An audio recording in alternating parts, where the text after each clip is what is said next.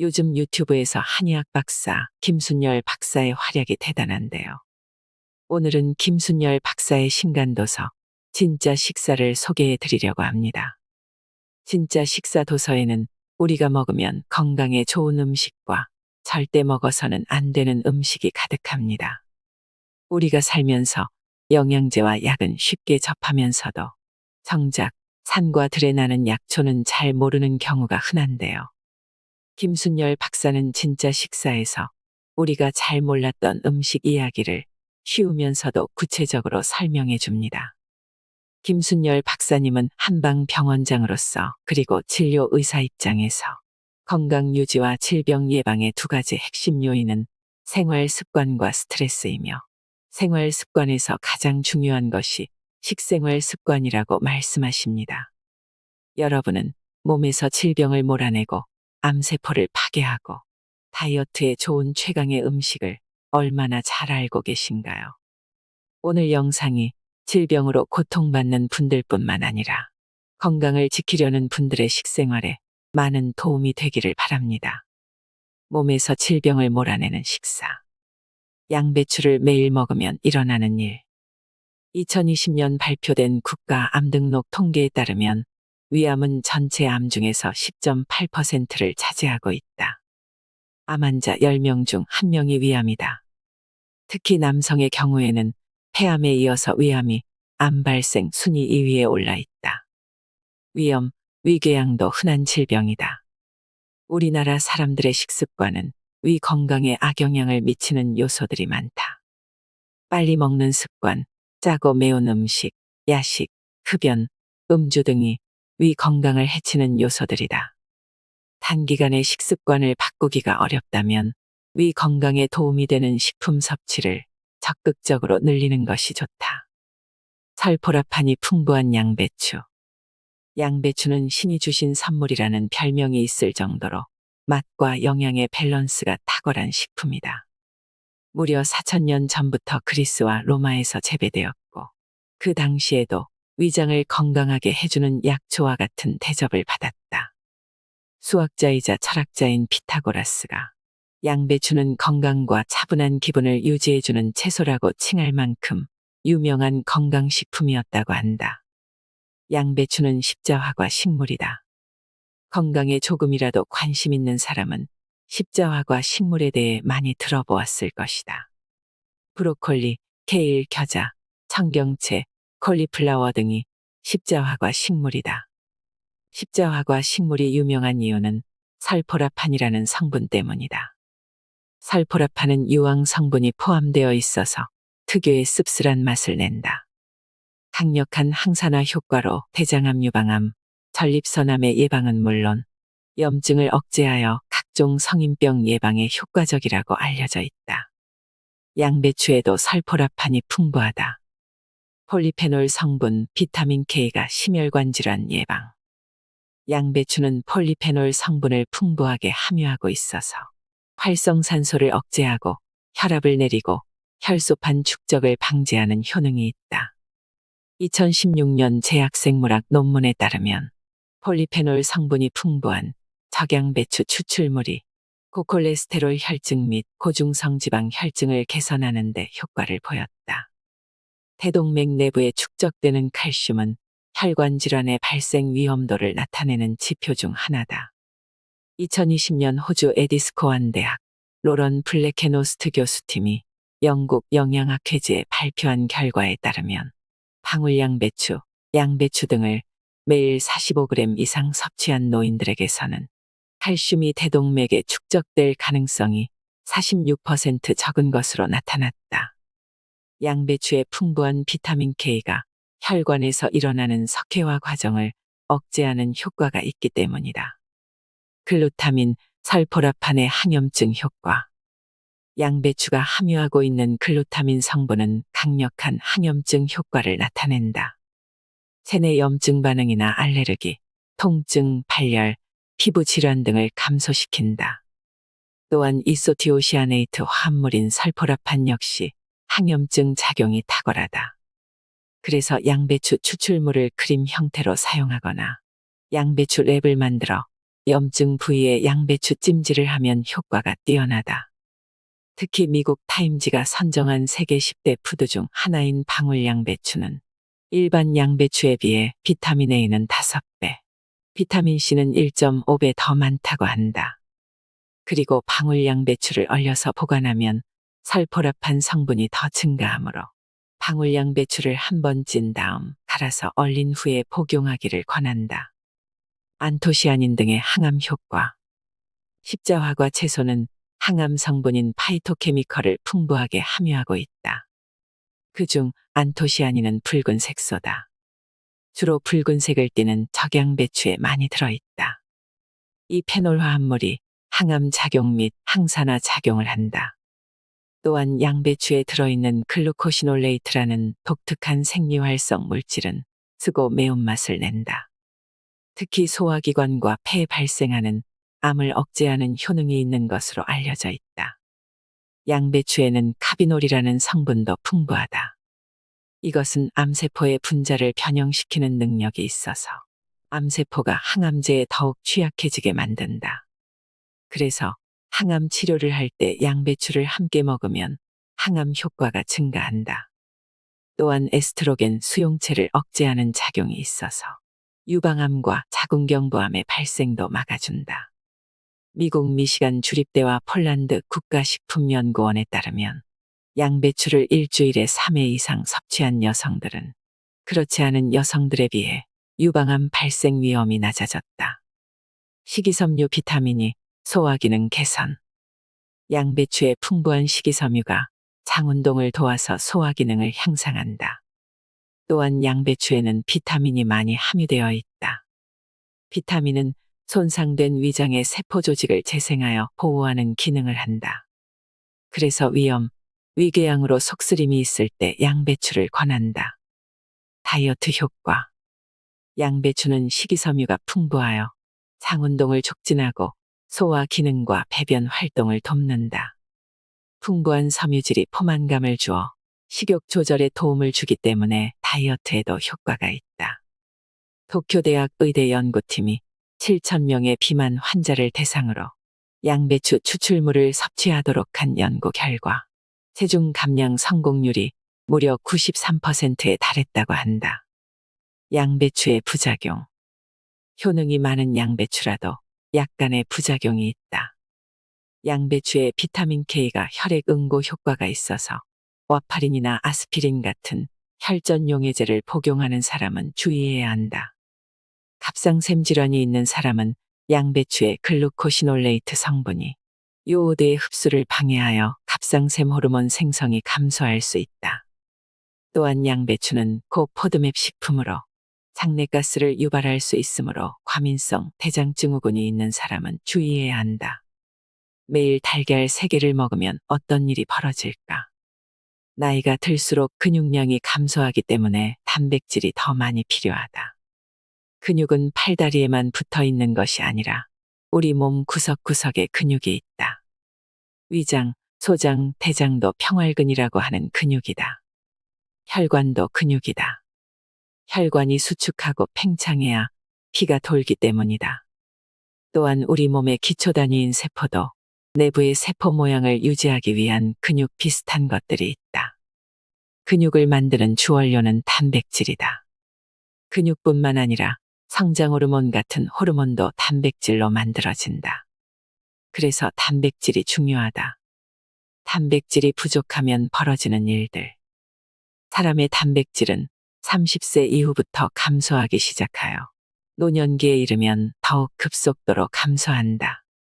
근육이 줄어들면 단백질 소실로 인한 근육 감소증이 발생하여 엉덩이가 작년보다 더 납작해지고 팔다리가 더 가늘어진다. 또한 면역력이 떨어지기 때문에 몸이 자주 아프고 쉽게 피로해진다. 우리 피 속에 들어있는 적혈구, 백혈구가 모두 단백질이 주원료이기 때문이다. 한편으로는 단백질이 체중 증가의 원인이 되기도 한다. 단백질은 탄수화물보다 소화나 흡수가 천천히 되기 때문에 혈당을 서서히 올려주고 포만감을 오래 유지한다. 그런데 단백질이 부족해지면 공복감을 자주 느끼고 식욕 조절이 어려워지면서 체중 증가를 유발할 수 있다. 혈액 속에 들어있는 단백질이 부족해지면 혈액 밖의 조직에 체액이 쌓인다. 그래서 부종이 발생한다. 간염이나 간경변으로 간에서 알부민이라는 단백질을 만들지 못하면 이런 부종이 생긴다. 또한 단백질이 부족하면 머리카락, 손톱, 피부에도 트러블이 일어난다. 피부의 탄력을 유지해주는 것이 콜라겐 단백질이다. 머리카락과 손톱은 케라틴 단백질로 구성되어 있다. 그래서 단백질이 부족해지면 피부가 윤기를 잃고 주름이 생기고 머리카락이 푸석푸석해지고 손톱이 갈라지거나 깨질 수 있다. 특히 50부터는 달걀 섭취로 단백질을 꾸준히 보충한다. 우리가 일상에서 단백질을 많이 먹는 것 같지만 실상은 그렇지 않다. 특히 노년으로 갈수록 단백질 섭취량이 감소한다. 국민 건강 통계를 보면 한국인의 총 단백질 섭취량은 청장년층이 0.54로 노인의 0.35보다는 높지만 미국의 0.77, 유럽의 0.55에서 0.73보다는 낮은 수치를 보이고 있다. 그래서 나이가 들수록 양질의 단백질을 섭취하는 것이 중요하다. 하지만 50대 이후 중장년층이 양질의 단백질을 섭취하는 일이 쉽지는 않다. 환자분들과 상담할 때 단백질 섭취는 그냥 고기만 열심히 잘 챙겨 먹으면 충분하지 않나요? 라는 질문을 받는데 단백질은 음식을 통해 자연적으로 섭취하는 것이 가장 좋다. 일반 성인의 하루 단백질 권장 섭취량은 체중 1kg당 1g 정도다. 소고기는 100g에 단백질이 26g, 닭고기는 27g 정도 들어있다. 그래서 일반 성인이 하루 단백질 섭취량을 맞추려면 쇠고기나 닭고기를 250g 정도 먹어야 한다. 그런데 50에서 60대의 중장년층은 치아와 위장 기능이 온전한 경우가 흔하지 않다. 매일 딱딱한 고기를 씹고 소화하는 것 자체가 부담스러울 수 있다. 그래서 나이가 들수록 건강을 지키기 위해서 부족해지는 단백질을 보충할 방법이 반드시 있어야 한다. 완전식품 달걀. 달걀은 부드러워서 치아 상태와 상관없이 먹을 수 있고 다른 육류에 비해서 소화가 잘 되는 음식이다. 달걀 하나에 들어있는 단백질은 약 7g이다. 달걀만으로 하루 단백질 섭취량을 맞추려면 8에서 9개를 먹어야 한다. 그런데 달걀만 먹고 살 수는 없으므로 하루에 필요한 단백질의 20% 정도만 달걀로 채우면 된다. 하루에 달걀 3개 정도가 적당하다. 달걀에는 근육 형성에 중요한 아미노산인 류신도 풍부하게 들어있다. 콜레스테롤 때문에 달걀 먹는 것을 두려워하는 사람들이 꽤 많다. 그러나 콜레스테롤은 세포막을 형성하는 필수 물질이다. 우리 몸이 유연하게 움직일 수 있는 것은 콜레스테롤이 모든 세포막에 포함되어 있기 때문이다. 만약 콜레스테롤이 부족하면 우리 몸이 뻣뻣해진다. 그만큼 콜레스테롤은 우리가 살아가는데 없어서는 안 되는 지질의 한 종류다. 달걀의 콜레스테롤은 위험하지 않다. 콜레스테롤이 함유된 식품은 달걀 말고도 많다.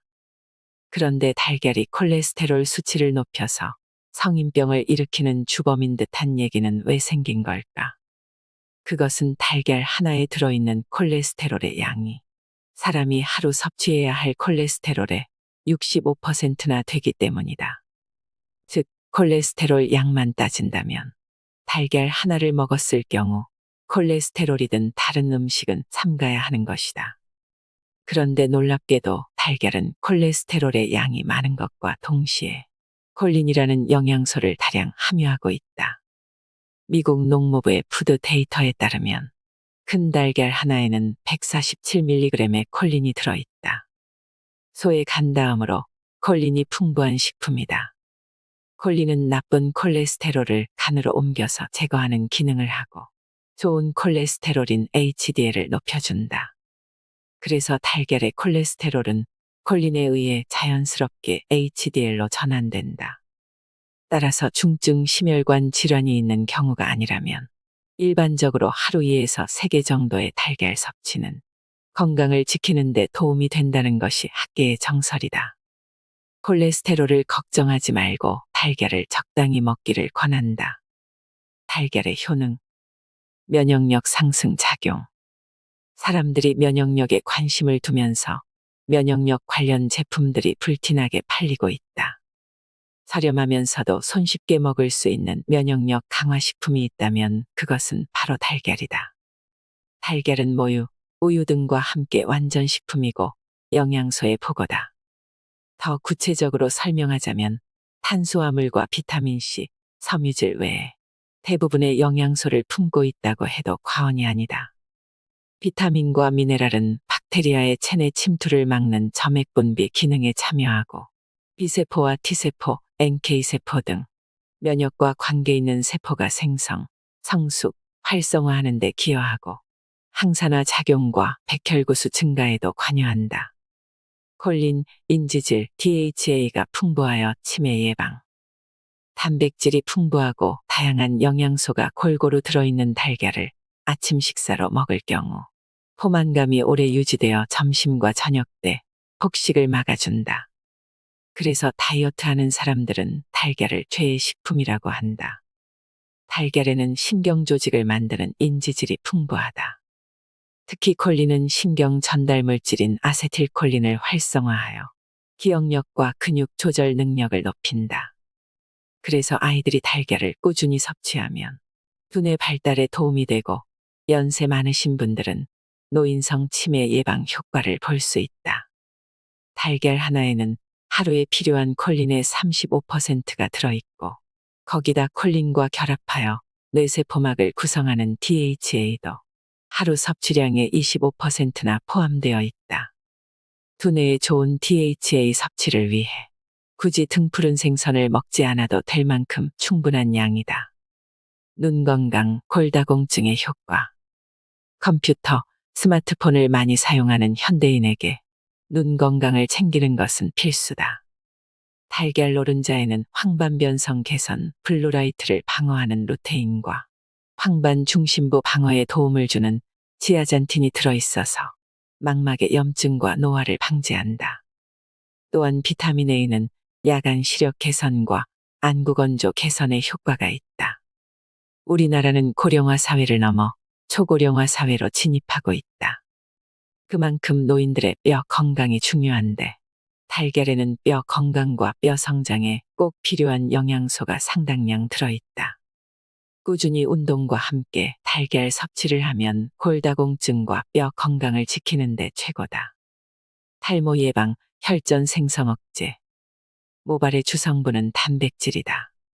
풍부한 단백질 공급원인 달걀이 모발 건강에 좋을 수밖에 없다. 게다가 달걀 노른자에는 비오틴이 풍부하다. 비오틴이 모발과 두피에 풍부한 영양을 공급하여 탈모를 예방한다. 그리고 달걀을 꾸준히 섭취하면 혈전 생성 억제 효과도 볼 수 있다.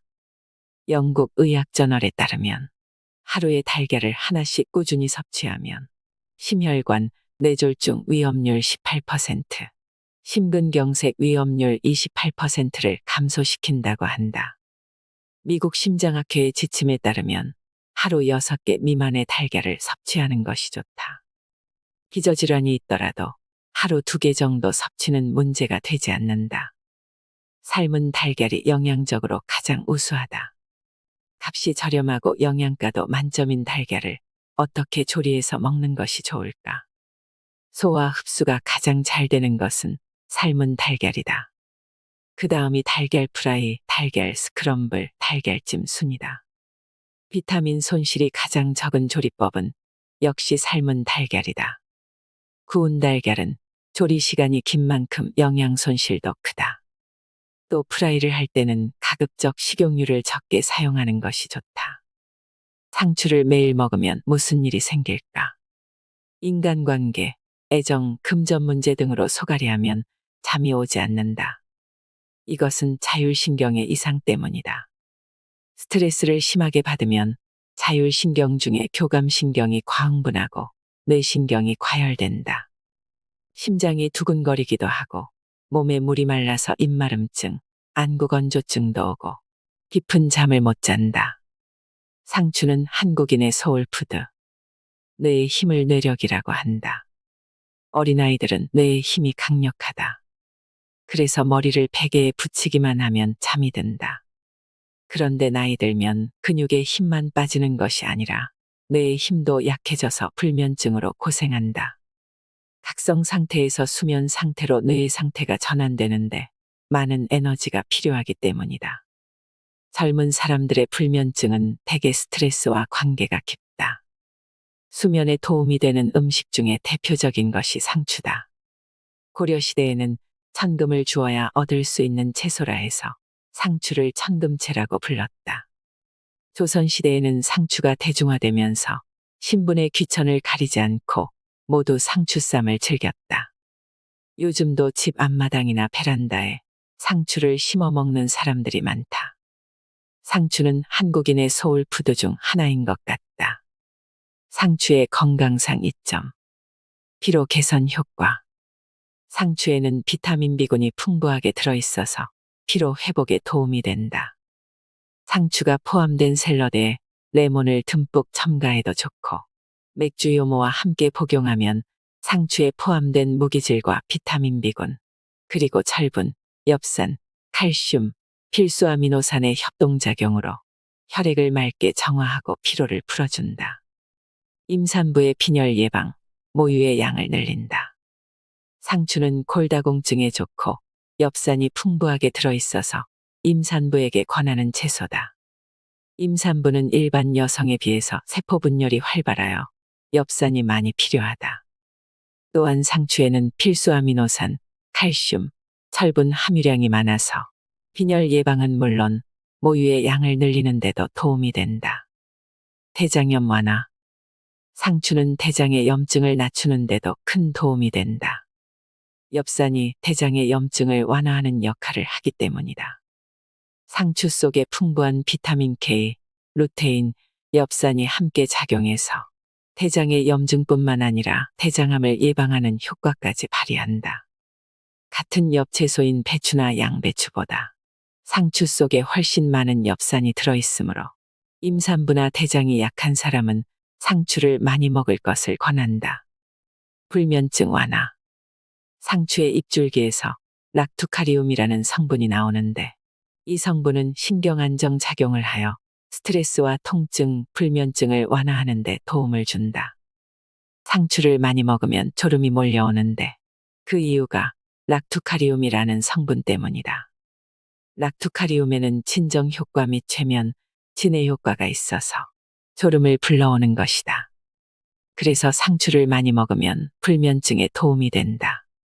상추는 쌈으로 먹거나 잠자기 전에 상추를 뜨거운 물에 살짝 우려낸 물을 마셔도 좋다. 눈 신경 보호. 상추에는 루테인 성분과 비타민 A가 풍부하다. 그래서 눈의 신경을 보호해줄 뿐만 아니라 황반변성을 예방하고 눈의 피로를 풀어주는 효능이 있다. 당뇨병 혹은 노안이 와서 눈이 침침해진 사람들은 상추를 먹으면 좋고 비슷한 효능이 있는 달걀 노른자와 함께 먹으면 효과가 더욱 좋다. 다이어트, 미용 효과. 상추는 다이어트, 미용에도 아주 좋다. 여성들이 다이어트를 시작하면 대부분 변비가 생기는데 이때도 상추가 큰 효과를 발휘한다. 상추에는 섬유질이 풍부할 뿐만 아니라 상추의 성분 95% 정도가 수분으로 되어 있어서 변이 딱딱하게 굳어지는 것을 막아주고 변의 양도 늘려준다. 그래서 변비 해소 효과는 물론 장내 환경 개선에도 큰 도움이 된다. 식이섬유가 유산균을 길러주는 역할도 한다. 피부 건강 개선. 상추에는 풍부한 수분뿐만 아니라 비타민 A씨가 다량 함유되어 있다. 수분과 비타민 A는 세포 재생을 도와서 거칠어진 피부를 회복하는 데 중요한 영양분이다. 비타민 C는 뛰어난 항산화 작용으로 노화를 촉진하는 활성산소를 제거한다. 수분이 피부의 건조를 막아주고 비타민 A가 피부세포의 재생을 돕고 비타민 C가 피부의 산화를 방지하는 것이다. 상추를 많이 먹고 윤기 있고 탄력 있는 피부 만들기를 권한다. 수면 장애와 운동. 잠을 깊이 자기 위해서는 운동을 하여 몸을 힘들게 해주어야 한다. 그래야 혈액순환이 되고 뇌신경이 수면 상태로 전환될 수 있다. 반신욕도 수면 장애에 도움이 된다. 반신욕은 그 어떤 약물보다 혈액순환을 더 많이 활성화한다. 반신욕을 2, 3일에 한 번씩만 해주어도 효과가 있다. 잠자기 전에 폼롤러를 이용해 체조하는 것도 추천한다. 잠이 잘 오지 않으면 척추 마사지를 해보기를 권한다. 폼롤러 사용 방법은 유튜브, 네이버, 구글에 검색하면 많이 나온다. 천연 발효식초를 하루 3잔씩 마시면 성인병을 치료한다. 우리 속담에 내 몸이 1000냥이면 간이 900냥이라는 말이 있다. 원래는 간이 아니라 눈이 900냥인데 한방에서는 눈이 간과 밀접하게 연결되어 있다고 보기 때문이다. 그만큼 간은 건강을 좌우하는 중요한 장기다. 간은 우리 몸에서 500가지가 넘는 일을 처리한다. 우리 몸에 흡수된 영양분을 가공하고 처리하고 저장하고 해로운 물질과 독소를 해독하는 간을 인체의 화학공장 또는 청소부라고 부른다. 식초는 유기산 중 하나인 초산이 주성분이다. 한의학에서 오미 즉 5가지 맛과 장기의 궁합을 말할 때 신맛은 간과 연결된다. 그런 점에서 식초는 간의 건강과 직결되어 있다. 식초는 현대인의 최고 관심거리 중 하나인 다이어트는 물론 여러 가지 질병, 특히 다양한 성인병 예방과 치료에 큰 도움을 주는 식품이다. 식초의 원료는 당분인데 그만큼 식초가 될 수 있는 재료가 흔하다는 것이다. 전 세계적으로 약 4,000가지 이상의 식초가 만들어지고 있다. 산성물질에는 광물계에서 얻어지는 무기산과 동식물계에서 얻어지는 유기산이 있다. 무기산은 인체에 해로운 독극물에 가까워서 식품이 될 수 없다.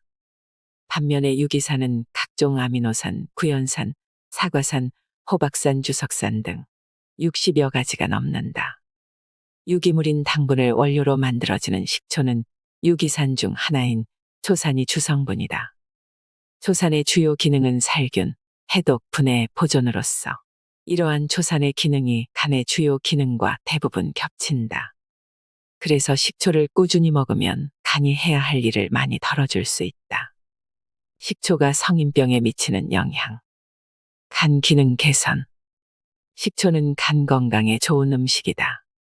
간은 영양분 및 호르몬 대사에 깊이 관여하는 장기다. 간이 약해지면 이러한 기능이 위축되어 피로물질이 누적되고 배출에도 문제가 생기면서 만성 피로가 온다. 노폐물의 누적은 결국 간에 무리를 주고 지방간으로 이어지게 된다. 그래서 간 기능을 활성화하는 식초를 꾸준히 섭취하면 간 기능 저하를 예방하고 치료하는 데 큰 도움이 된다. 이뇨 작용으로 수독을 제거하고 혈압을 낮춘다. 나이가 들수록 신경 써야 할 것 중에 하나가 혈압이다. 고혈압의 원인은 다양하지만 그중에서 과도한 지방 섭취 혹은 지방 분해 기능 저하 문제 때문에 발생하는 경우가 많다. 식초는 지방 합성을 방해하여 고혈압을 예방하거나 치료하는 데 도움을 준다. 앞에서 언급했듯이 식초는 당 대사를 촉진하여 당이 지방으로 합성 저장되는 것을 막아준다. 또한 혈중 콜레스테롤 수치에 영향을 주는 중성지방의 수치를 낮추는 역할도 한다. 게다가 식초의 신맛이 짠맛에 대한 욕구를 떨어뜨려 식초를 넣은 음식을 즐겨 먹게 되면 염분 섭취를 줄여 고혈압에 도움이 된다. 이 밖에도 식초는 이뇨 작용이 강하여 이뇨로 수독을 제거하고 혈압을 낮춘다. 당 대사를 촉진해서 혈당을 내린다. 먹을 것이 풍부한 현대인은 당뇨를 늘 신경 써야 한다. 식초는 당뇨로부터 우리 몸을 지킬 수 있도록 도와준다. 당뇨로부터 자유로워지려면 우리 몸에 들어온 탄수화물과 지방의 에너지 대사가 균형이 맞아야 한다. 식초는 소화효소 분비와 당 대사를 촉진하는 역할을 통해 혈당을 낮추는 데 효과적이다. 소화효소 분비를 촉진한다. 식초는 고혈압, 당뇨 같은 성인병 외에도 다양한 질병의 예방과 치료에 뛰어나다. 소화가 잘 되지 않는 위장병이 있는 경우에도 식초가 도움이 된다. 식초가 위액 분비를 촉진하여 소화를 돕는 역할을 하기 때문이다. 또한 살균 작용이 강해 헬리코박터 같은 위장 내유의 세균의 번식을 막아준다. 다만 위벽이 얇아져 있거나 위궤양이 있어서 속쓰림과 복통이 있는 사람은 식초를 삼가는 것이 좋다. 특히 공복에 식초 마시는 것을 피해야 한다. 식초를 복용하고 싶을 때는 반드시 식후에 물과 최대한 희석해서 최소한으로 마시는 것을 추천한다. 항염증과 이뇨작용. 식초는 항염증 및 이뇨작용을 도와 우리 몸의 노폐물 배출이 원활하게 한다. 즉, 신장병 예방과 치료에 도움이 된다. 신장은 집으로 말하면 하수시설에 해당한다. 신장에 이상이 생긴다는 것은 우리 몸에서 생성되는 노폐물 배출이 제대로 되지 않는 것이다. 마치 집에 하수구가 막혀 더러운 오물이 역류하는 것과 같은 현상이다. 그래서 부종이 생기거나 독소 역류로 인한 여러 가지 문제가 생길 수 있다. 해독 기능이 우수한 식초를 꾸준히 섭취하면 신장병 예방에 도움이 된다. 다이어트 효과. 식초에 풍부하게 들어있는 펙틴은 장운동을 촉진하고 유산균의 먹이가 되어 장내 유익균을 증가시킨다. 그래서 식초는 변비나 설사 예방에도 좋은 식품이다. 앞에서 식초가 탄수화물이 지방으로 변하는 것을 막아주고 지방 분해에도 관여한다고 했는데, 그런 이유로 식초는 비만 예방과 때려야 뗄 수 없는 관계에 있고 다이어트 식품의 대명사라 할 수 있다. 식초를 꾸준히 섭취하면 체지방이 빠르게 빠지는 것을 체험할 수 있다. 또한 식초는 칼슘 흡수를 돕는다. 칼슘은 골다공증에 좋을 뿐만 아니라 스트레스로 인해 예민해진 신경을 안정시키는 작용도 한다. 그래서 칼슘이 부족하면 불면증이 생긴다. 식초를 잠들기 1시간 전에 먹으면 불면증 예방에 더욱 좋다.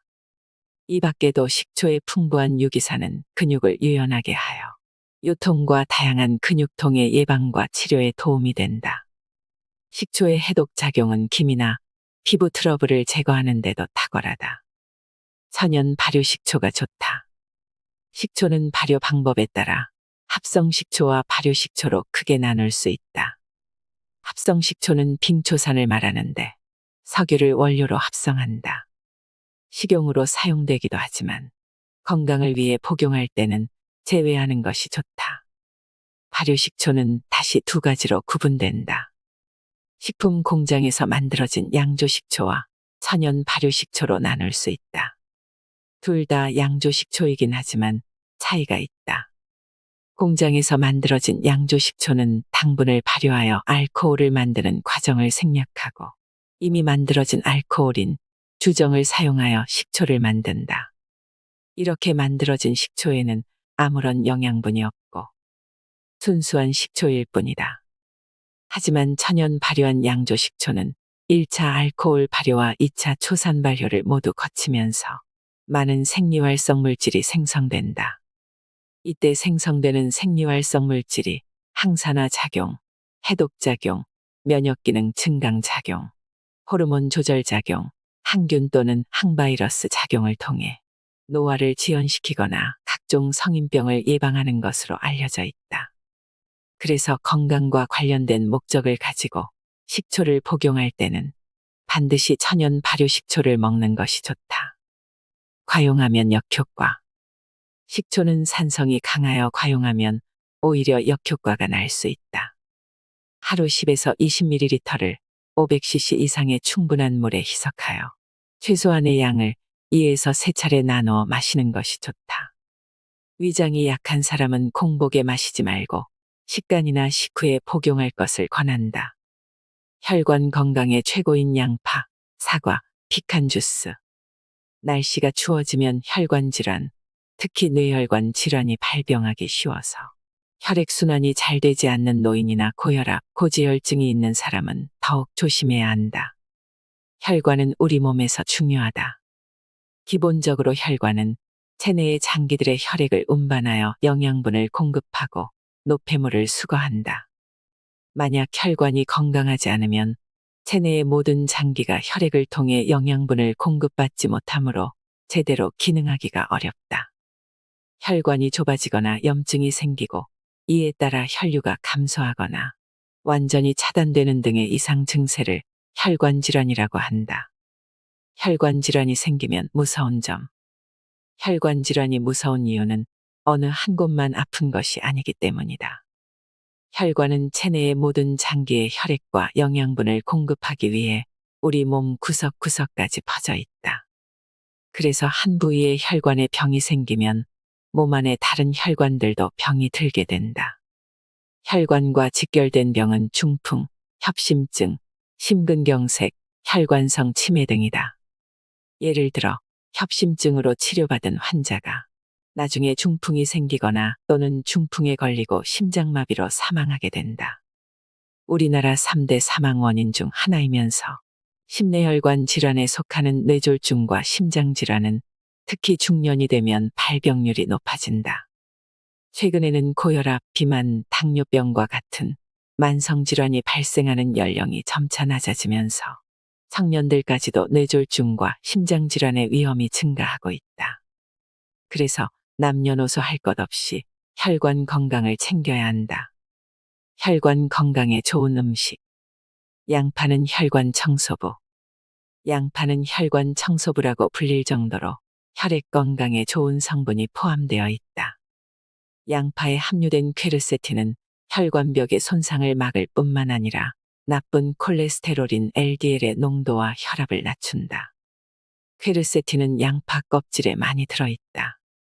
또한 양파의 매운맛을 내는 유아알일은 혈관을 확장하는 데 도움을 준다. 양파를 까다 보면 눈물이 절로 나게 되는데 이렇게 양파의 매운맛을 내는 성분이 유아알일 성분이다. 유아알일은 양파에만 있는 것이 아니라 마늘에도 들어있다. 유아알일은 특히 혈액순환을 도와서 심혈관 질환에 큰 도움이 된다. 유아알일은 휘발성이 강하여 열을 가하면 대부분 사라진다. 그래서 양파와 마늘을 익히면 매운맛이 사라지는 것이다. 양파는 콜레스테롤 수치를 떨어뜨리는 효과가 크고 혈관을 확장하기 때문에 고혈압에도 좋다. 혈관을 확장하고 콜레스테롤 수치를 낮추면 혈액이 맑아지고 혈관이 튼튼해진다. 양파는 생양파를 먹는 것이 가장 좋지만 영양 성분이 열에 강하기 때문에 끓이거나 튀겨도 영양분의 손실이 크지 않다.